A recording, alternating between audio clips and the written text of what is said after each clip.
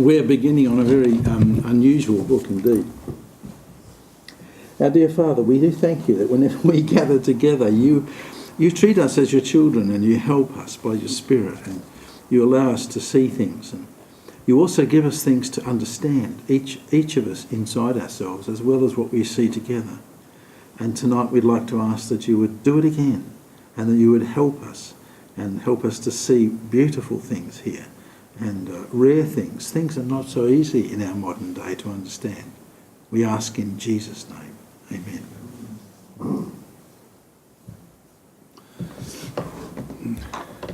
Today we're beginning the book Proverbs, or as it's often called, the Proverbs, which is the work of Solomon and a man called Agur and another man called Lemuel. And these three, they're probably collections of wise sayings. And when you have wise sayings, then it's really important that wise men learn what wisdom is. And we've begun to see that wisdom, as it's expressed in the Old Testament, is really knowing what to do at the right time in an adult life, having some perception about the appropriate thing, what fits now, that idea. It's not necessarily thinking out ethics. Ethics is how you make decisions. Wisdom is about knowing what to do now. And this has the effect of meaning that as we read it, if we're already wise people, we actually have our own wisdom confirmed. So if you said, oh, well, that's something which, if you read it through and you said, I would do that, well, then you're discovering that you're wise. So Proverbs has the power to tell you what wisdom is, but it also has and therefore to instruct, but it also has the power to confirm. So that if you read through and you said, that's how I'd see it, well then you would know the worth of what's being said. And in that way the word spoken is proverbial. That's what we mean by a proverb. A proverbial thing is a truth. In grammar we call it a gnomic. I don't know why we do that, but yes I do. But it comes from the Greek word gnosis, to know. And a gnomic thing, a gnomic statement is something which is forever true or forever applicable.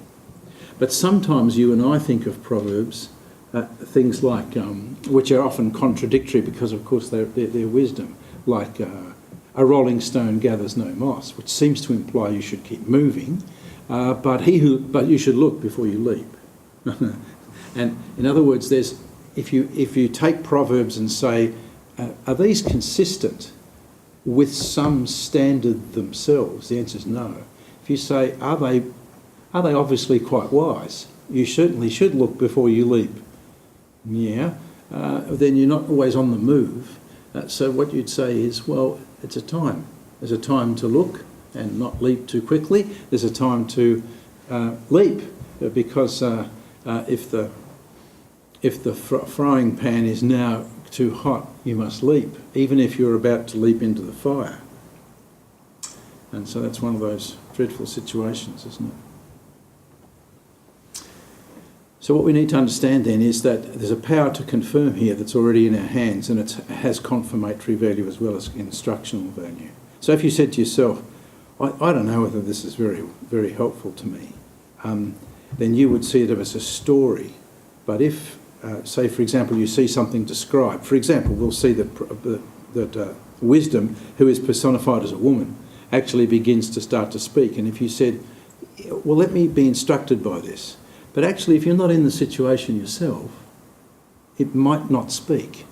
But if you were, it certainly would, because that's what all wisdom does. So word of wisdom, charismatically, is a word right into your life about your situation right now, about this. And that's quite a different thing. Well, it's the same thing, but it's an applied thing. So let's try and see what we know. This is called the Proverbs of Solomon, the son of David, king of Israel, to know wisdom and instruction, to discern the sayings of understanding, to receive instruction in wise behaviour, righteousness, justice and equity, and to give prudence to the naive, and to the youth knowledge and discretion. A wise man will hear and increase in learning, and a man of understanding will acquire wise counsel, and to understand a proverb and a figure, the words of the wise and their riddles. So this seems to be introduced by a set of twos, an infinitive, to know, to discern, to receive, to give, to understand. So this is just a, what would you say, sort of an opening preamble which says, what are we doing here? Well, we're doing these things.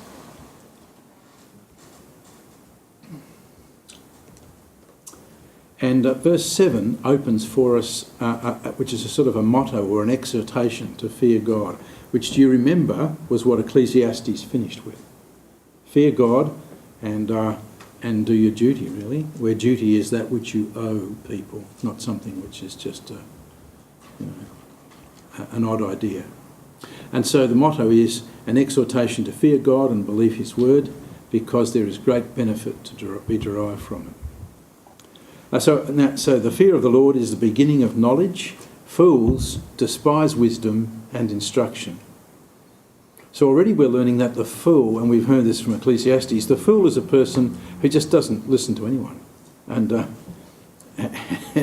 that would actually tell you in a day when we are very self-referred and self-centred and think that our own experience is the most important thing in our life. We are in fact actually fools.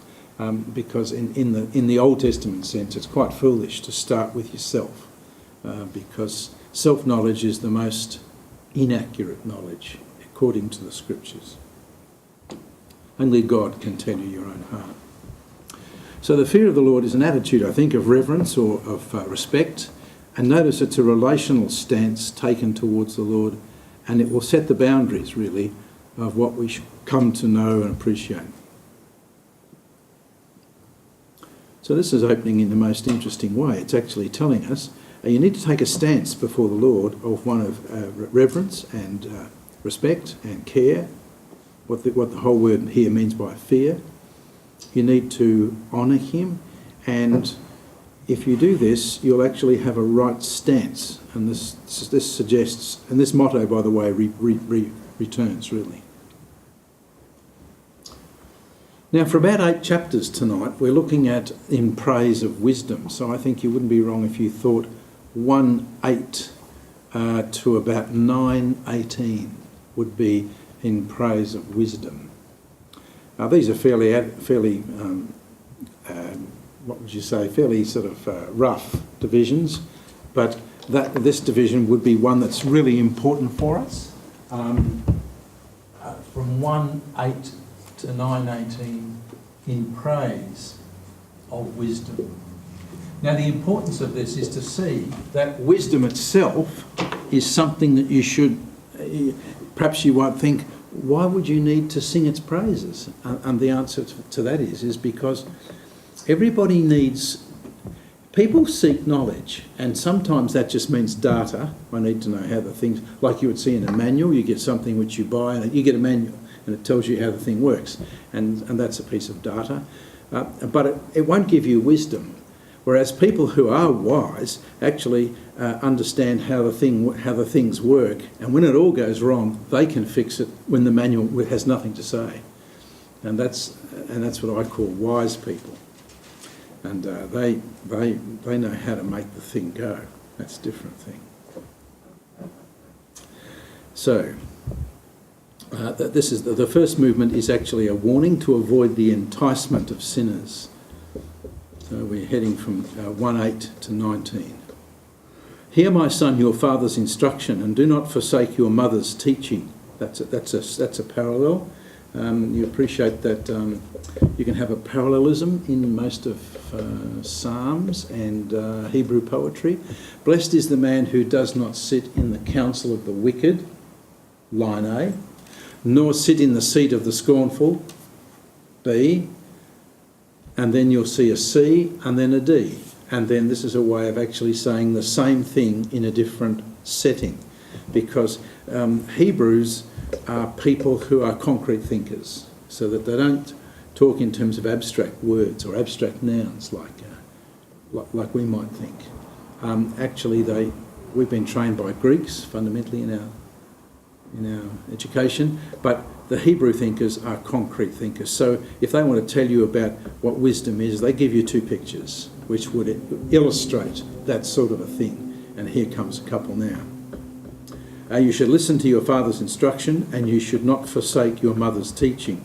Now, instruction and teaching are two different words in Hebrew, but you can see this is a parallelism. My mum and my dad have something to say, and I should listen to that. It says, indeed, they are a graceful wreath to your head and ornaments about your neck. So these are your jewels in life, your father's and mother's instructions. Now, he says, my son, if sinners entice you, do not consent. If they say, come with us, let's lie in wait for blood. Let's ambush the innocent without cause. Let's swallow them alive like Sheol, even whole as those who go down to the pit. We shall find all kinds of precious wealth. We shall fill our houses with spoil. Throw in your lot with us. We shall all have one purse. They're the sorts of things people say, introduced by the word let us and we shall. My son, do not walk in the way with them. Keep your feet from their path, for their feet run to evil, and they hasten to shed blood. Indeed, it is useless to spread the net in the eyes of any bird. But they lie in wait for their own blood. They ambush their own lives. So are the ways of everyone who gains by violence. It takes away the life of its possessors. Now that's a brilliant set of pictures. And that funny expression, it's stupid to lay the net in front of the bird. So these people are really stupid. They make their own net for themselves. And it's as if they, in saying, come on, let's do this. Come on, we shall do that. And join with us. And what he says is they are actually ambushing their own lives. So 8 to 19 is a very powerful picture. Excuse me. Now, in 20 to 23, personified wisdom starts to cry in the streets, and she has a plea not to reject her counsel or her wisdom. And here we see something fairly different from Ecclesiastes, which is a subjective thing. Remember, Ecclesiastes is sort of saying, this is how I saw it, and I watched everything under the sun, and this is my conclusion, and I've seen it all, and it's I, and this is coming from my own base. Now what happens is that the perceptions of the writer are meant to lead us to consider what we see as well, and then to find our duty in serving and obeying God.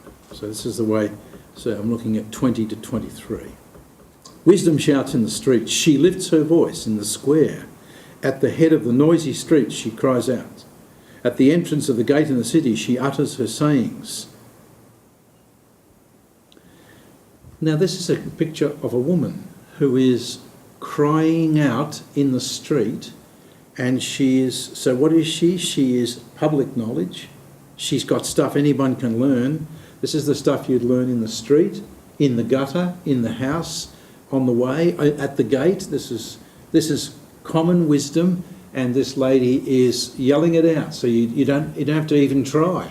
If you just open your ears, you can hear it. So the picture here is, this is generally available wisdom to anybody who, and the context is a city street.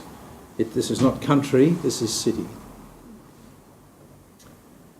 She says, how long, O naive ones, will you love simplicity? And scoffers delight themselves in scoffing, and fools hate knowledge.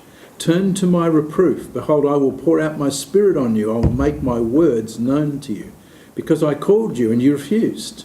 I stretched out my hand and no one paid attention. And you neglected all my counsel. And you didn't want my reproof. I'll even laugh at your calamity. And I'll mock when your dread comes. And when your dread comes like a storm, and when your calamity comes like a whirlwind, when distress and anguish come on you, then they will call on me, but I'll not answer.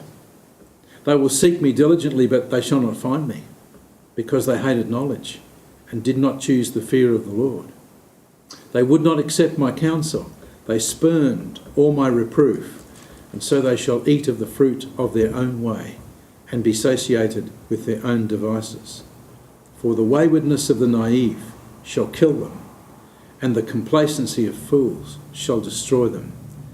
But he who listens to me shall live securely and shall be at ease from the dread of evil. Now this is a powerful piece of movement. Notice that her view is naivety is not wisdom.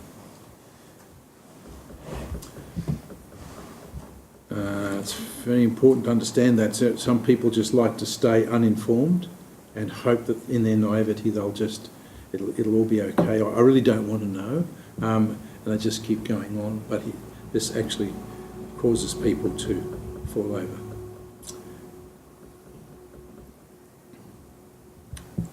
Need to decide to fear the Lord. It says in verse 29. Yes, it does. Yes, it does. They hated knowledge. Decision. Yes. And notice that it's too late when you're starting to reap it. They will seek me diligently, but they won't find me. So this is an important problem you have to now raise with wisdom. If you don't get wisdom in your life, when a time comes when you desperately need some clear thing to do, it will desert you because you won't find it. In other words, what does this actually tell us? It tells us that wisdom is not something which comes to you in your hour of need. It's something you need to seek. And in seeking, you seek it before, and you attempt to be a wise person and think through things and listen and have a fear of God, because when your life is actually sort of disappearing before your eyes, it's too late, because wisdom can't be found. Tell me why that's so. Something about this. Graham has given us a key. Yes, there's a fear you must have before you fear what's happening to you.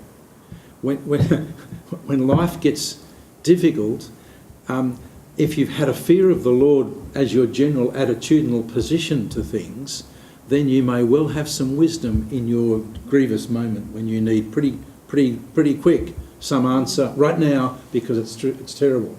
Whereas if you just wait till then you'll run out of a fear for yourself.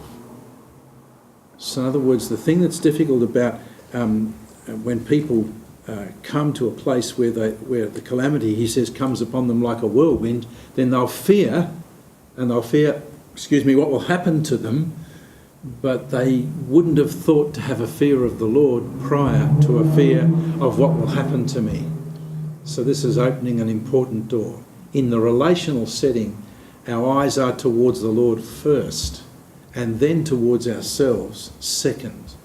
We need to be listening to what He's doing and what He's considering before we ourselves think about what I think or what I'm stuck in now, in a way that I just can't get out, and I'm under pressure and I'm calling for, I hope I've got wisdom now. It's too late, because the wisdom comes by looking at someone else when you are not in fearful circumstances. So that's an important statement. Chapter 2, my son, if you will receive my sayings and treasure my commandments within you, make your ear attentive to wisdom, incline your heart to understanding. For if you cry for discernment, lift your voice for understanding. If you seek her as silver and search for her as for hidden treasures, then you will discern the fear of the Lord and discover the knowledge of God. For the Lord gives wisdom. From his mouth come knowledge and understanding. He stores up sound wisdom for the upright. He is a shield to those who walk in integrity, guarding the paths of justice, and he preserves the way of his godly ones. And then you will discern righteousness and justice. Then you will have, and equity and every good course in the sense of a way. For wisdom will enter your heart, and knowledge will be pleasant to your soul. Discretion will guard you. Understanding will watch over you, to deliver you from the way of evil, from the man who speaks perverse things, from those who leave the paths of uprightness, to walk in the ways of darkness, who delight in doing evil and rejoice in the perversity of evil, whose paths are crooked and who are devious in their ways. To deliver you from the strange woman, from the adulteress who flatters with her words, that leaves the companion of her youth and forgets the covenant of her God. For her house sinks down to death, and her tracks lead to the dead, and none who go to her return again, nor do they reach the paths of life. And so you walk in the way of good men, and keep to the paths of righteousness. For the upright will live in the land, and the blameless will remain in it. But the wicked will be cut off from the land, and the treacherous will be uprooted from it. Now this picture is an important one because, once again, if you step back, you see something a bit broader. First, lots of exhortations right up to verse, what would you say, 12, 10, to incline your heart, listen with your ear, lift your voice, ask for understanding, discern the fear of the Lord, for the Lord gives wisdom. In other words, guarding the paths of justice, and he preserves the way of the righteous. Now, what does this actually, I think, tell us? And this is why, for me, I'm often a relational thinker, and it's the way I approach Genesis as well, is that if you regard, on the one hand, God first, then you commit your will to want to know what he says and what he thinks is wise. And what would he, not so much what would he do, in the sort of sense, what would Jesus do, that idea, but in the sense of what is God telling us? And if we are asking God to be wise and to understand, that would be something very helpful to heaven. Something which is setting your will in advance before you get to hear the words of the person who's tricky and deceitful and wants to suck you away to a new thing. So you'll notice from 1 to 10 here, then it says, discretion will guard you to deliver you from the way of evil, from the man who speaks perverse things. When people speak perverse stuff, your mind and will needs to be set not to hear that, not because it's negative, but because you already have heard the positives. You've heard the righteousness of God. So when we attend the righteousness of God, what happens is we're automatically prevented and helped by when other stuff comes up, our will is set. Now this is what I call a will set or a mindset, which is preambled before you encounter it. So this is really opening an important question. Wisdom, and I think this is generally true of the whole book, so I'll state it as a principle that I think I can see. Wisdom is asking you to listen before you live. So that, whereas what we do is we counsel after we have fallen over. Our whole generation is, everybody who's had a terrible time needs counselling. And you think, goodness me, whatever for? The answer is they might have been smarter to have been counselled prior and have had some ideas about what they might have done in the midst of their situation.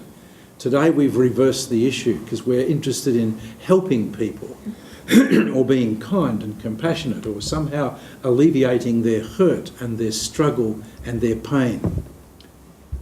Wisdom is not in the slightest interested in that. It's interested in listening to wisdom so you don't have pain. In other words, it's telling us that there is a way to avoid this deviousness, and there's a way to not come to places like this. Now, I don't misunderstand me. People can be victims of their own sins or the sins of others. So it's not an issue that I want to be hard and fast about. But what we have to notice here is that wisdom here is instructing the young or the naive, which is another word of saying those who aren't wise in the world, instructing them about things before they hit the road to meet it.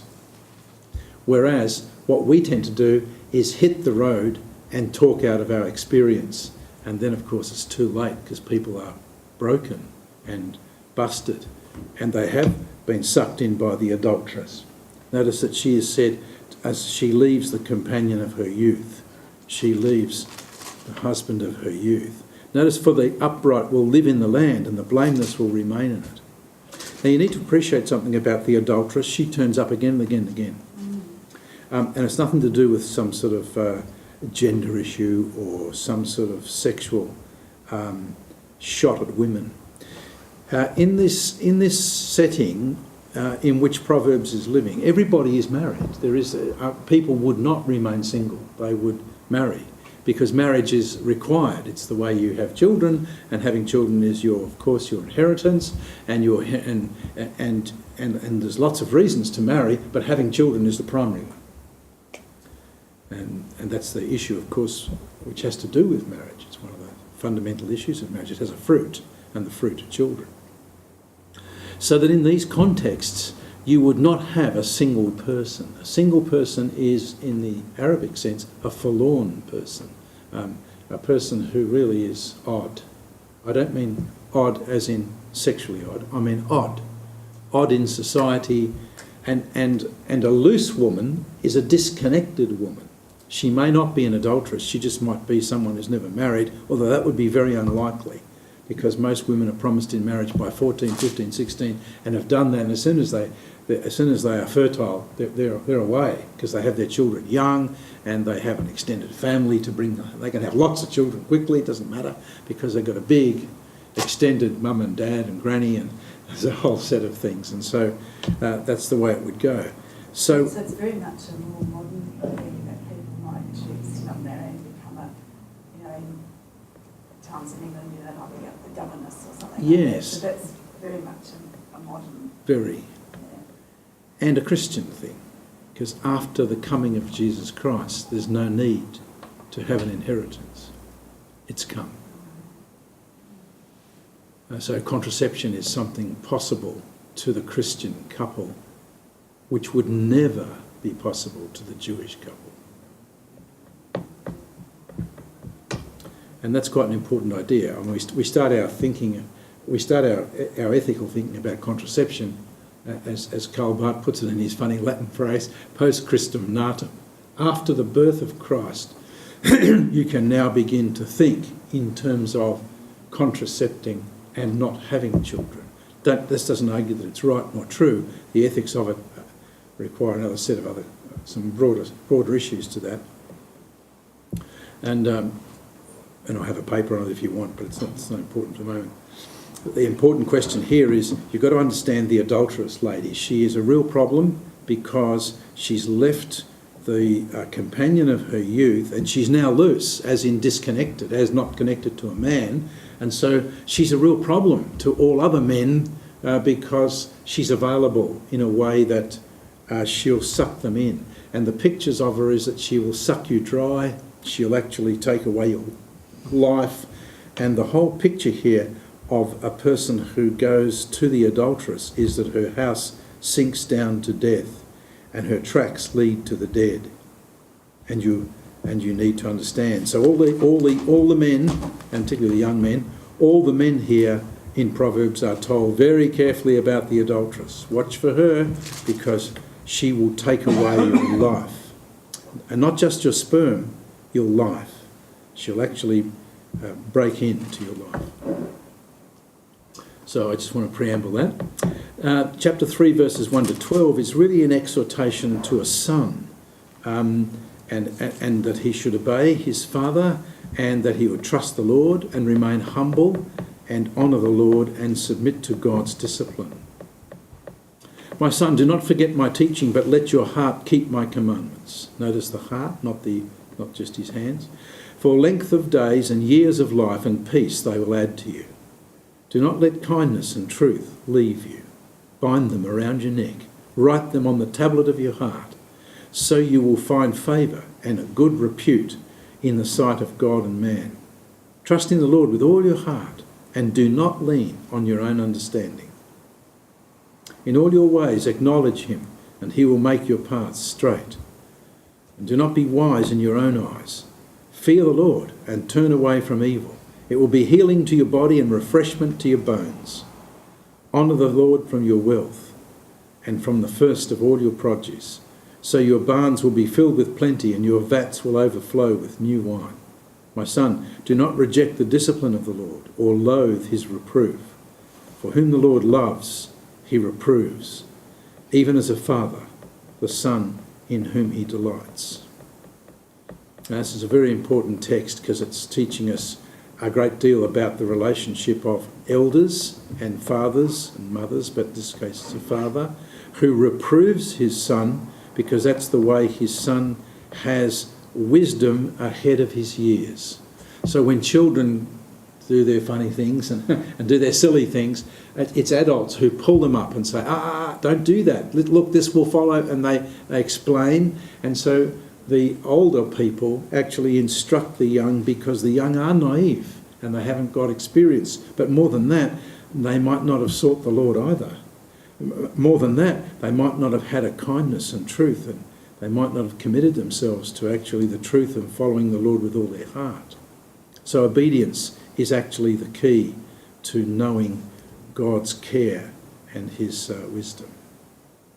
Notice again, it won't surprise us and it will repeat endlessly, your attitude to God is the beginning of your wisdom. If you trust him and that you obey him, and if you fear him, what you'll discover is you are on the right track to know what to do next.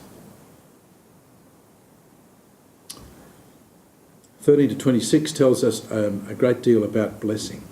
And this is a very important idea which every Jew would understand. To be blessed of God is a public out expression of God's pleasure. How blessed is the man who finds wisdom and the man who gains understanding, for its profit is better than the profit of silver, and its gain than fine gold. She is more precious than jewels, and nothing you desire compares with her. Long life is in her right hand, and in her left are riches and honour. Her ways are pleasant ways, and all her paths are peace. She is tree of life to those who take hold of her. Happy are all who hold her fast. The Lord by wisdom founded the earth. By understanding he established the heavens. By his knowledge the deeps were broken up, and the skies drip with dew. My son, let them not depart from your sight. Keep sound wisdom and discretion, so they will be life to your soul and adornment to your neck, and you will walk in your way securely, and your foot will not stumble. And when you lie down, you'll not be afraid. And when you lie down, your sleep will be sweet. And do not be afraid of sudden fear, nor of the onslaught of the wicked when it comes, for the Lord will be your confidence and will keep your foot from being caught. So this is the blessing of wisdom in every part of life. Now we're going to take some time later, particularly with the great and troublesome text of Proverbs 8, which of course spent, about 100 years discussion in the 2nd century, and we'll come to look at that. But in this case, I just want you to pick up one text here which is beginning to anticipate Proverbs 8, which is that verse 19. The Lord by wisdom founded the earth. By understanding he established the heavens. By his knowledge the deeps were broken up and the skies drip with dew. So 19 and 20 tells us that wisdom is there before God made the earth. And in Proverbs 8, she says she instructed him in his creating. And we'll have to understand how that falls into the context of Jesus Christ as the wisdom of God. 27, you should also notice, by the way,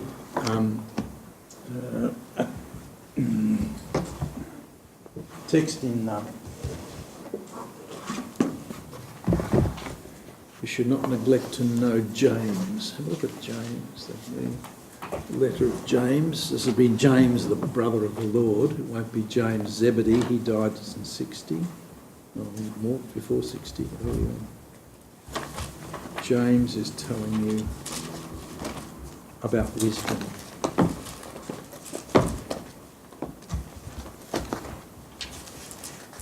I want you to see that these things are carrying over from the Old Testament. There's nothing new in the New Testament in some things.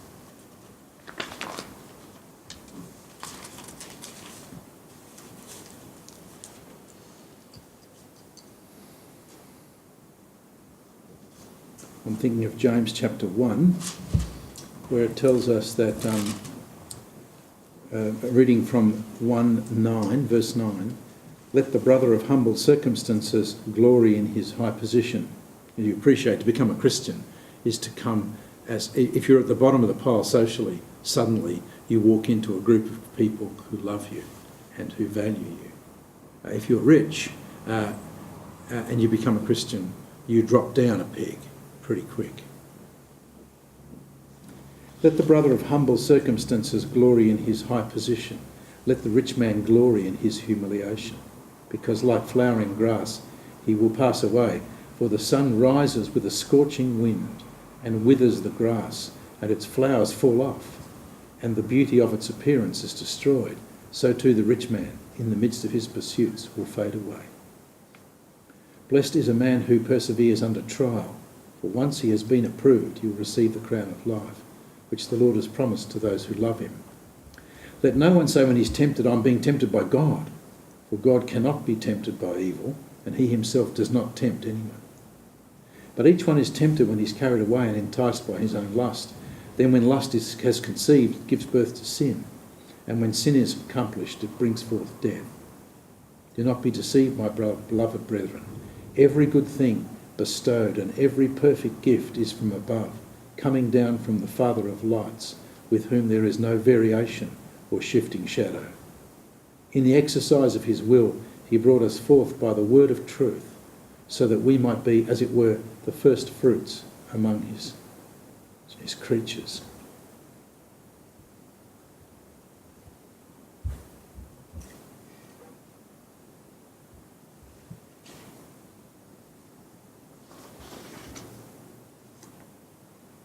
I want a text which is not there. 3:13. Thank you, Rog. Yes, it is. Yep, that's what I wanted. The preamble is, can a fig tree, my brethren, 3:12, produce olives, or a vine produce figs? Neither can salt water produce fresh. That is, it is the being of the thing that decides the product. The gift before the task, the being before the doing. If it's not a fruit tree, if it's not an apricot tree, it can't make apricots. It makes apricots because it's an apricot tree. The tree decides the fruit, not the fruit of the tree. Although, descriptively speaking, you call it an apricot tree because it makes apricots. But actually, there's things within this tree that is apricot producing long before you recognise it. So you've got to be careful with our scientific descriptions, because we work in a way that looks like the map came first and then you find the mountain. Actually, it's the other way around. First the mountain, then the map. Who among you is wise and understanding? Let him show by his good behaviour his deeds in the gentleness of wisdom. If you have bitter jealousy and selfish ambition in your heart, do not be arrogant and so lie against the truth. This wisdom is not that which comes down from above, but is earthly, natural and demonic. For where jealousy and selfish ambition exist, there is disorder and every evil thing. But the wisdom from above is first pure, that is, it's not mixed. Then peaceable, gentle, reasonable, full of mercy and good fruits, unwavering, and without hypocrisy. And the seed, whose fruit is righteousness, is sown in peace by those who make peace. Now, James is telling us, how do you recognise the wisdom from above? And this is what we've just seen laid out pretty much in 3:13 to 26. 3:27 is about acting kindly towards others. And then the Lord's differing treatment of the wicked. Do not withhold good from those to whom it's due, when it's in your power to do it. Do not say to your neighbour, go and come back, tomorrow I'll give it, when you have it with you. Do not devise harm against your neighbour, while he lives in security beside you. Do not contend with a man without cause, he has done you no harm. And do not envy a man of violence, and do not choose any of his ways. For the crooked man is an abomination to the Lord, but he is intimate with the upright. The curse of the Lord is on the house of the wicked, but he blesses the dwelling of the righteous. Though he scoffs at the scoffers, yet he gives grace to the afflicted. The wise will inherit honour, but fools display dishonour. They don't inherit it, they display it. And so chapter 4 we now begins with a set of plurals of the sons. And this is an encouragement to esteem wisdom and follow her ways. And again, she is personified as a woman. Hear, O sons, the instruction of a father, and give attention to that you, plural, may gain understanding. For I gave you sound teaching, don't abandon my instruction. When I was a son to my father, tender and the only son inside of my mother, then he taught me and said to me, let your whole heart hold fast my words, keep your commandments and live. Acquire wisdom, acquire understanding. Do not forget nor turn away from the words of my mouth. And do not forsake her, meaning wisdom, and she will guard you. Love her, and she will watch over you. The beginning of wisdom is acquire wisdom, and with all your acquiring get understanding. Prize her, and she will exalt you. She'll honour you if you embrace her. She'll place on your head a garland of grace, and she will present you with a crown of beauty. Hear, my son, and accept my sayings, and the years of your life will be many, and I've directed you in the way of wisdom. I've led you in the upright paths, and when you walk, your steps will not be impeded. If you run, you won't stumble. Take hold of instruction, do not let go. Guard her, for she is your life. And do not enter the path of the wicked, and don't proceed in the way of evil men. Avoid it, do not pass by it. Turn away from it and pass on. For they cannot sleep unless they do evil, and they are robbed of sleep unless they make someone stumble. For they eat the bread of wickedness and drink the wine of violence. But the path of the righteous is like the light of the dawn, and shines brighter and brighter until the full day. The way of the wicked is like darkness. They don't know over what they stumble. My son, give attention to my words. Incline your ear to my sayings, and don't let them depart from your sight. Keep them in the midst of your heart, for they are life to those who find them, and health to all their body. Watch over your heart with all diligence, for from it flow the springs of life. Now the Greek text reads there, out of it flow the exoduses, or the ways out of life, better to say. Put away from your deceitful mouth and put devious lips far from you, and let your eyes look directly ahead and let your gaze be fixed straight in front of you. Watch the path of your feet, and all your ways will be established, and don't turn to the right nor to the left. Turn your foot from evil. Now you might ask yourself, what is all this about? Because this is quite difficult material for us to read as moderns. If it says, don't depart to the left or the right, but stay on your path. What path? What am I doing? Are we on? Which path are we on? Well, we're on a path. Shall we go left or right? Well, of course, if it seems right. He says, well, no, don't. You need to. So he's talking about maintaining this wise path. So in other words, he understands wisdom as a choice, and he locates that choice for every human being with the teaching of their mother and their father. So what does this actually tell us? It tells us that parents are the fundamental educators for life of their children. Nobody else can do that for you. Well, not in the sense that nobody else could. Of course, there are people who've helped us in our life who aren't our mum and dad. But what we want to understand is when children are in their early age, one of the wisdoms that they have to grasp hold of is that their parents have wisdom for them. Now, not everybody's parents are very wise either. You can't always say that that's true of all people. But we're not talking here in terms of a sample or in some sense of a probability. What we're saying is that generally speaking, how should a child regard their parents? Well, they should regard them as a person who sets them on their way and who's got some wise words for them to follow. And these things will be health to their body.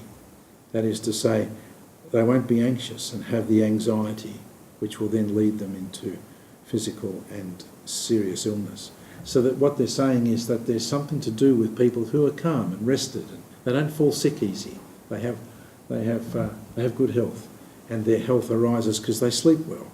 And people who are upset with life don't, which is true. So it's important to understand that.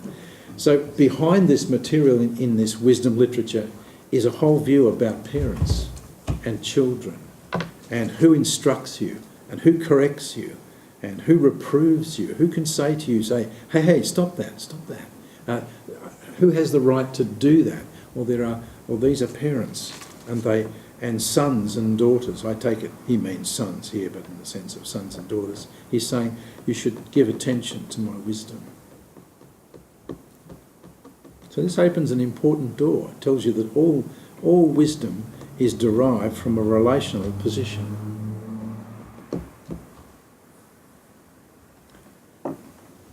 You think of a young man who is apprenticed to a tradesman. If he thinks he knows better, or he thinks he's smarter than these tradesmen, well then he seldom learns and he doesn't take his material in. He's busily asserting himself because he's been taught the idea that he must express himself, because that, after all, is what children should do. Children need to express themselves. Now, well, this material will tell you, no, they don't. They need to take in what other people and culture has given them. They need to receive from what their elders have already learned. That will shortcut them a long way. And so it's really important for us, because we live in days when children are adulated, and they're very important, and they're little people who need to be not hurt or harmed or all these sorts of things. And none of these things are wrong in themselves, but actually it's a very far cry, because it's driving out of a whole understanding that children have infinite worth because of their own persons. And the answer is, no, they don't. They have worth because of who is their parents. That's another issue. And their parents are the source of their life, and furthermore the source of their life to live, and furthermore the source of their instruction, and the source of who will start them on the right way. And parents are totally decisive for children in these little places. And therefore this book is actually saying you should listen to the wisdom of your parents. And notice this doesn't mean that if our parents do things wrong, and all of our parents have done things wrong, which of us would not say that? When we grow and get older, we start to look back on what our parents taught us and think, oh, I don't know about that. And certainly as Christians, because Christians have the mind of Christ. And it's very important as a child that sometimes if you come to be a Christian early, and in fact your parents are not, you will have a wisdom which is something that they have no access to. And that's true. But that's an even harder place to live, because then you must be especially humble and very careful. So that's quite. So I'm trying to show you that this wisdom literature is driving out of the culture and the setting of marital, family, and extended civil life of a community. Now we hear some more about the adulteress. A warning against adultery. Adultery, you see, is the key to understanding how a society falls apart. My son, give attention to my wisdom and incline your ear to my understanding, that you may observe discretion and your lips may reserve knowledge. Notice that. Your lips may reserve knowledge. That is, even though you know stuff, your lips reserve it. You don't speak everything you know. For the lips of an adulteress, they drip honey, and smoother than oil is her speech. But in the end she's bitter as wormwood, sharp as a two-edged sword. Her feet go down to death. Her steps lay hold of Sheol. She does not ponder the path of life. Her ways are unstable. She does not know it. Now this is a very important issue. I don't know whether you can see what's happening here. What this is actually saying is that the adulteress is the destroyer of civil life, because she undoes the marital relationship of somebody else. And you see the importance of that. It's a very important issue, because wherever you break down marriage life and marriage partners and their own life, what you do is you actually bring everybody to death. This is the destruction of life. So if you think, goodness, he's a bit strong on the adulteress, the answer is, indeed he is. Is he strong on the men? No, he doesn't have a lot to say about them, because he understands that where a man has a wife, he will now start to tell him how to live with her. In other words, he addresses his marital living, but he knows that the one thing which could take him away from that marital living is this lady who he keeps calling the adulteress. But David, if you brought this to today, to the people today, what you're saying, they don't really want to hear it, will they? They'd go up in arms. They would. They'd throw a noose over them. Yes, yes, they would. They'd say it's a gender imbalance, and Yeah. after all, it's not just the ladies. They would. So how do we do as men when we see that there?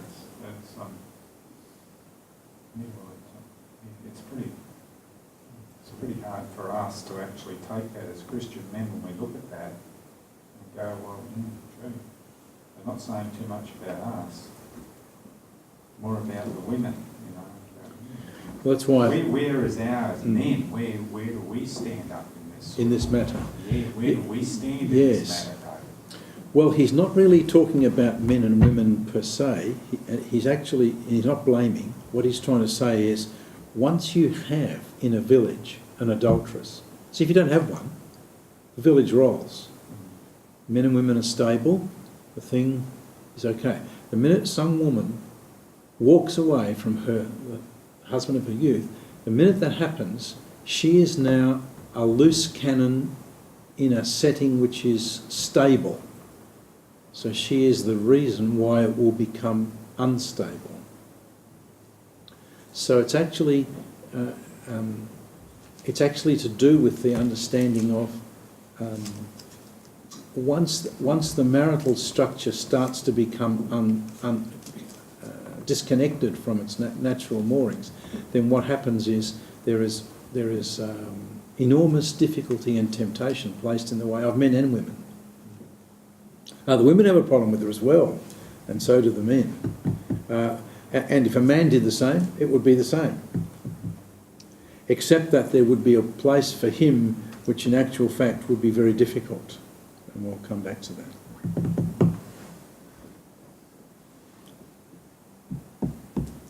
that. Because in this society, there is a way for him to have more than one woman.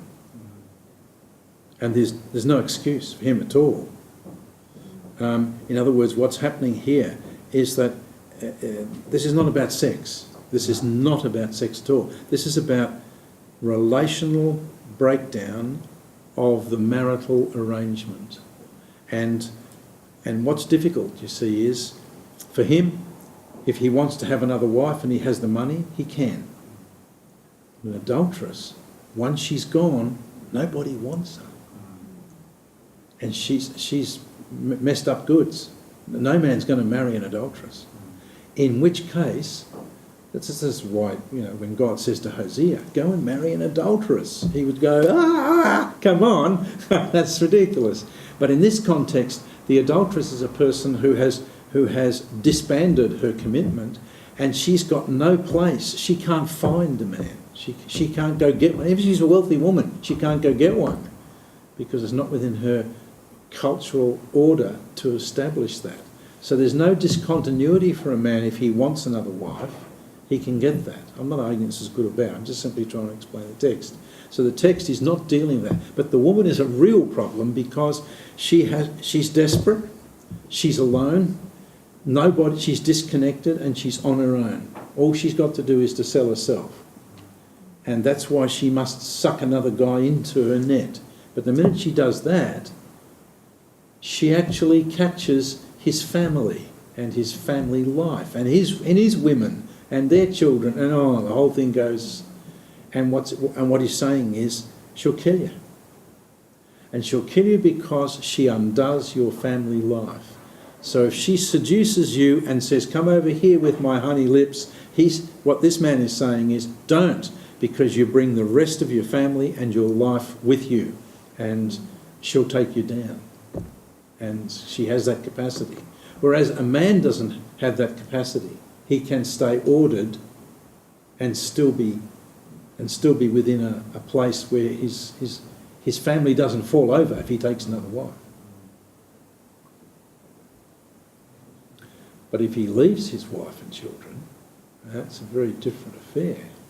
Then they're stuck and they're bereft and they've got no one to care for them and no one to put meat on their table and they've got no connections in family now. So that's a very different thing, and that's a very serious matter for him to do that. But he doesn't have to do that if he wants another woman. In this context.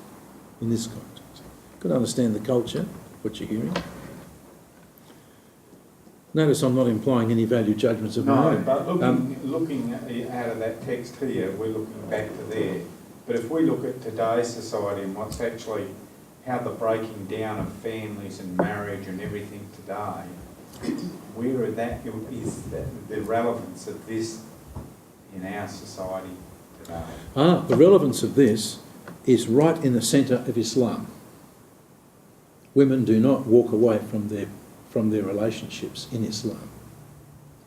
And it's nothing to do with their religion, per se. It's to do with their culture. What they understand is there's no way forward if I walk away from my husband. No woman will do that. She's stupid, really stupid, because the whole of society just closes on her and she's gone. There's nothing to do. She just goes down the chute real quick.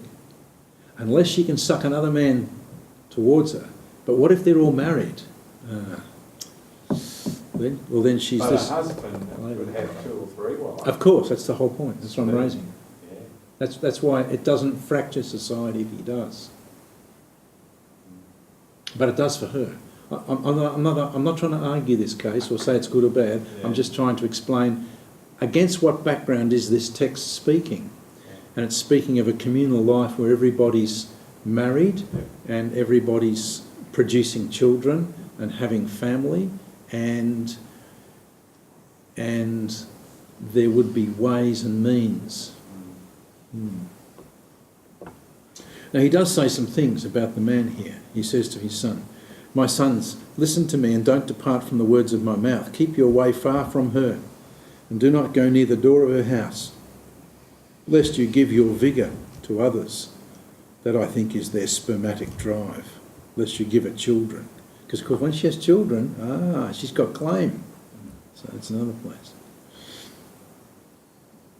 "And your ears to the cruel one, lest strangers be filled with your strength, and your hard-earned goods go to the house of an alien." See, not to your family. "And you groan at your latter end, when your flesh and your body are consumed, and you say, 'How I have hated instruction, and my heart spurned reproof, and I have not listened to the voice of my teachers, nor inclined my ear to my instructors. I was almost in utter ruin in the midst of the assembly and congregation.'" Answer: drink water from your own cistern, and fresh water from your own well. Should your springs be dispersed abroad, streams of water in the streets, let them be yours alone and not for strangers with you. Let your fountain be blessed, and rejoice in the wife of your youth, as a loving hind and a graceful doe. We're back, aren't we, to our thinking of Song of Songs. "Let her breasts satisfy you at all times. Be exhilarated always with her love. For why should you, my son, be exhilarated with an adulteress, and embrace the bosom of a foreigner? For the ways of a man are before the eyes of the Lord, and he watches all his paths. His own iniquities will capture the wicked, and he will be held with the cords of his sin, and he will die for lack of instruction, and in the greatness of his folly he will go astray." So this is an advice both to the man and tells him to go home to his wife, drink from his own cistern, enjoy her breasts, enjoy her body, go there, but not to the bosom of a foreigner. Let not that be the case. To do that, now why is that? Because that breaks marital covenant and that breaks society.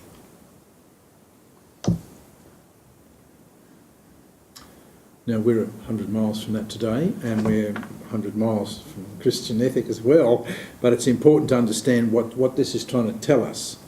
And now if you want to try and draw something out of this, there are relationships in life you must never tackle, because if you do, there are things that open, and a whole set of relational disorders open the minute you break or the minute you follow a lust, or you follow perhaps an opportunity, or someone falls over in front of you and is able to just sort of entice you into something sexual or something personal of commitment, and then what you discover is all your other ones just are caught up in the whole of that.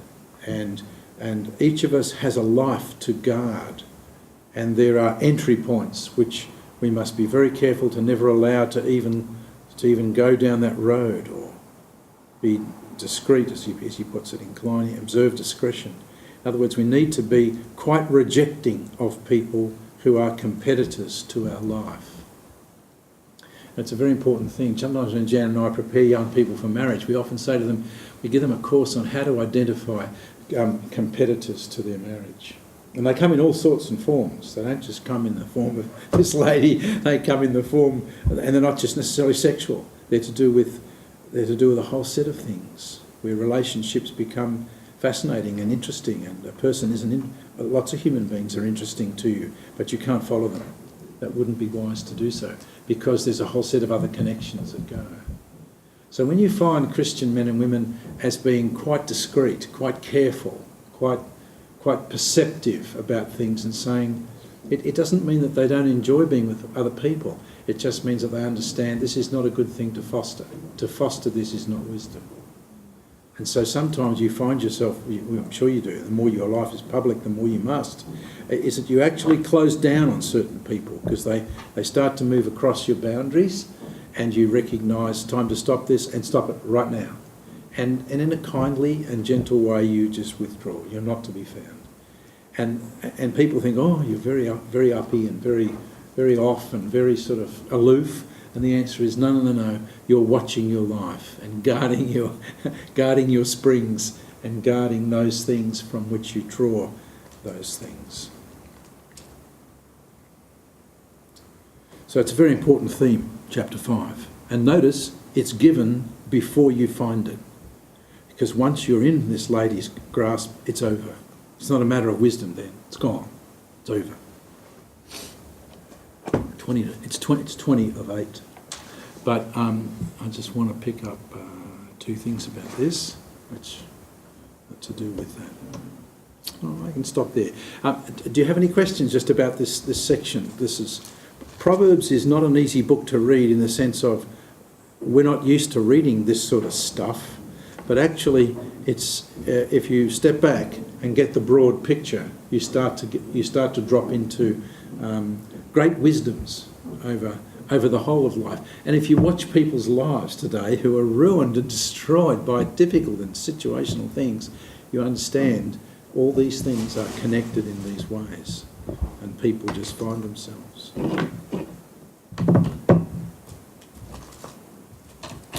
If we've got no questions, we'll take a short break, and we'll just thank God for what we have here and ask Him to give us wisdom how to pursue this. Lord, tonight we'd like to ask you to help us to look at our relationships on a broad scale, in our marriages and also in our friendships. And there are attractive people to us on a wide range of attractions. They're not just sexual or otherwise. They're also attractions of just simply there are very attractive people who it's fun to be with. And these are things that are important for us to understand.